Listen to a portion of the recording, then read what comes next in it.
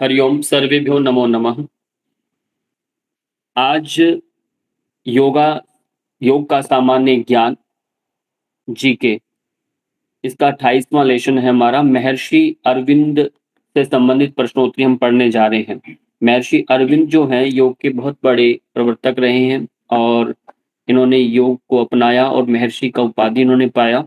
तो इनके संदर्भ में जितनी भी प्रश्नोत्तरी है लगभग हम जितनी पढ़ेंगे। तो सर्वप्रथम देखेंगे प्रश्न को। महर्षि अरविंद का जन्म कब और कहाँ हुआ था?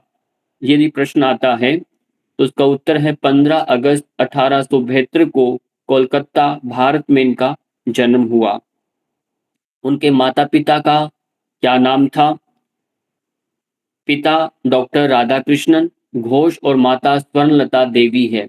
तो उनके माता-पिता का नाम आपको याद रखना है। तीसरा प्रश्न आता है महर्षि अरविंद ने अपनी प्रारंभिक शिक्षा कहाँ प्राप्त की? इसको ध्यान देना है। उन्होंने अपनी प्रारंभिक जो शिक्षा है दार्जिलिंग में प्राप्त किया उन्होंने। और प्रश्न नंबर 4 में उच्च शिक्षा के लिए वे किस देश गए थे? इंग्लैंड में उन्होंने अपना अध्ययन किया। आप बाहर रहकर भी भारत में आकर के देखिए उन्होंने भारतीय परंपरा को अपनाया, भारतीय ज्ञान परंपरा को अपनाया और योग को उन्होंने जिया और योग को उपलब्ध भी हुए। और हमारे लिए आज एक पाठ्यक्रम का हिस्सा बन कर के वो हमारे लिए प्रेरणा भी दे रहे हैं। देखिए इसलिए संस्कार बड़े महत्वपूर्ण होते हैं। तो आप ध्यान देना है उच्च शिक्षा उन्होंने कहाँ किस देश से लिए प्रश्न आता है तो इंग्लैंड में लिया। किस विश्वविद्यालय में महर्षि अरविंद ने शिक्षा को ग्रहण किया? वह आता है कैम्ब्रिज विश्वविद्यालय में, वहाँ उन्होंने अध्ययन किया। क्या महर्षि अरविंद ने भारतीय सिविल सेवा यानी आईसीएस की परीक्षा दी थी? हाँ, लेकिन उन्होंने घुड़सवारी परीक्षा में जानबूझकर असफल होकर इसे छोड़ दिया। उन्होंने ये भी पास किया था, ऐसा नहीं दी।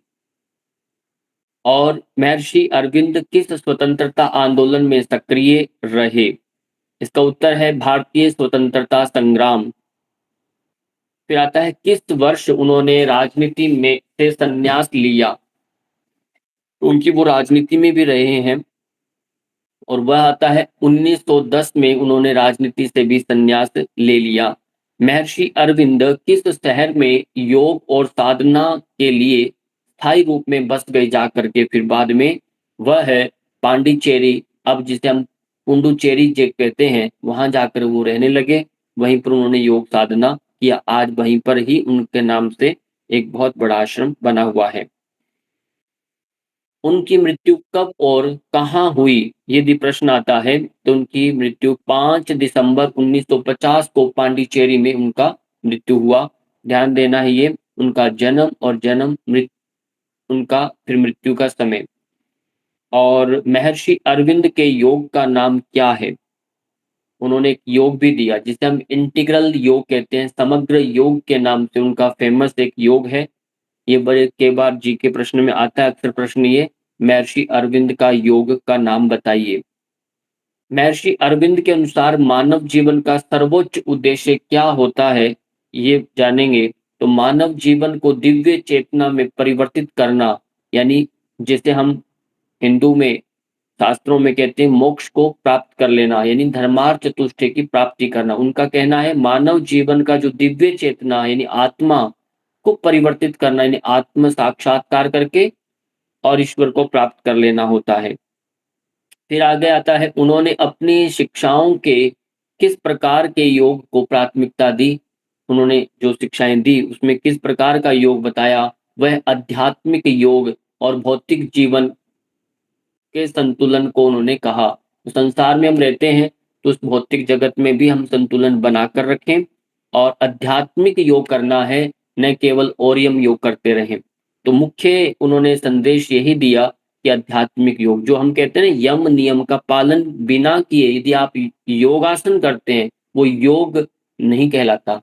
योगासन एक उसका अंग में आप निहित है, उसी से हम जीते हैं, वही हमारा आजीविका का स्रोत बनता है, वो योगासन एक पार्ट है। यम नियम का पालन करने वाला ही योगी बनने के लिए आगे बढ़ पाता है और यम नियम का पालन करने के बाद जो योगासन में जाएगा, वो वास्तव में उसी श्रृंखला का उसका नज़रिया ही कुछ अलग होता है। महर्षि अरविंद ने अतिमानस यानी सुपर माइंड की क्या परिभाषा दी है? इसका उत्तर है एक उच्चतर चेतना जो आत्मा और ब्रह्मांडीय शक्ति के बीच पुल का कार्य करती है, उसे उन्होंने अतिमानस का सुपर माइंड उसकी तरह से परिभाषा किया। और उनकी प्रमुख रचना कौन-सी है? उसमें आता है द लाइफ डिवाइन के नाम से उनका एक प्रमुख बुक है, उनकी रचना है, जिसको आप देख सकते हैं। महर्षि अरविंद के अनुसार भक्ति, ज्ञान और कर्म योग के क्या महत्व है? इनके बारे में उनका क्या विचार है? वो कहते हैं इंटीग्रल योग यानी समग्र जो योग है, में इन तीनों का संतुलित समावेश आवश्यक होता है। उन्होंने जो ध्यान पद्धति एक दिया, वो कहते हैं तीनों को इनको साथ में लेकर चलना है, उनका जो योग है। उनकी शिक्षाओं में मातृशक्ति का क्या महत्व है? इसके बारे में मातृशक्ति दिव्य चेतना का प्रतीक है, जो मानव को बदलने में सहायक होती है। ऐसा एक दिव्य चेतना के रूप में उन्होंने स्वीकारा है और जीवन में बदलने में वो सहायक है। सावित्री महाकाव्य का क्या महत्व है? सावित्री ये उनके दर्शन और योग का सबसे उत्कृष्ट वहाँ उन्होंने वर्णन किया है। सावित्री एक महाकाव्य है, उसको आप देखेंगे, पढ़ेंगे। और फिर उन्होंने कहा महर्षि अरविंद ने भारत को किस दृष्टिकोण से देखा? ये सारा महर्षि अरविंद के बारे में, उनके उपलब्धियों के बारे में, उनके जीवन के वृत्तांत के बारे में कुछ प्रश्नोत्तरियाँ हैं, जो अक्सर परीक्षाओं में पूछी जाती हैं, उन पर चर्चा चल रही है। महर्षि अरविंद ने भारत को किस दृष्टिकोण से देखा? भारत को विश्व गुरु और आध्यात्मिक पुनर्जागरण का केंद्र उन्होंने माना, इस दृष्टिकोण से देखा कि भारत एक विश्व गुरु है, हमेशा सदियों से दुनिया को ये दिशा देता आया है, ज्ञान देता रहा है। तो ऐसा उन्होंने मान कर के उनका दृष्टिकोण है।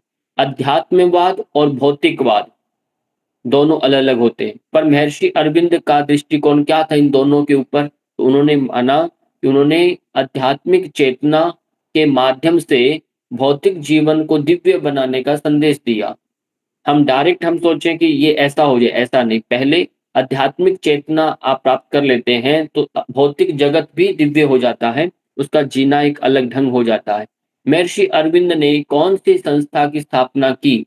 ये प्रश्न आता है, तो उत्तर है अरविंद आश्रम यानी पांडिचेरी में है, उनकी एक स्थापना है। मदर यानी मीरा अल्फासा कौन थी? उनके जीवन में ये कौन है? महर्षि अरविंद की सहयोगी और अरविंद आश्रम की आध्यात्मिक मार्गदर्शिका है। कौन? मदर, जिसे हम कहा मीरा अल्फासा नाम से एक महिला है, जो वहाँ रहती है और उन्होंने ऐसा उनका सहयोग भी उस समय किया। उनकी शिक्षाओं का पश्चिमी जगत पर क्या प्रभाव पड़ा? क्योंकि भारत में आकर रहने लगे थे बाद में। उनकी शिक्षाओं ने योग, चेतना और आध्यात्मिकता पर गहरा प्रभाव डाला। हालाँकि इनका जीवन सरल नहीं था, बड़ा कठिन था। इनको जेल में डाल दिया गया, छोटी-सी कोठरी में इनको रख दिया गया। एक क्रांतिकारी थे ये भी। तो देखिए, फिर भी इन्होंने उसी में रहते हुए इन्होंने आत्मबोध किया, वहीं बहुत साधना किया। महर्षि अरविंद की शिक्षाओं का भारतीय स्वतंत्रता संग्राम पर क्या प्रभाव पड़ा? यदि ये प्रश्न आता है, तो उनकी विचारधारा ने भारतीय युवाओं में आत्मनिर्भरता और स्वतंत्रता की भावना को जगाने का कार्य किया। ये उनका शिक्षाओं का बड़ा इसका योगदान रहा। महर्षि अरविंद की प्रमुख रचनाएँ कौन-कौन सी हैं? उसका उत्तर है द लाइफ डिवाइन उनकी प्रमुख रचना है। सावित्री प्रमुख रचनाओं में आती है। ए सिंथेसिस ऑफ योगा ये बुक है, जो ये भी उनका प्रमुख रचनाओं में है। ए सेज ऑन द गीता ये उनकी प्रमुख है। इस प्रकार से 25 हमने बहुत सरल प्रश्नोत्तरी हमने पढ़ी और इसी के साथ आपका बहुत-बहुत धन्यवाद। नमस्कार।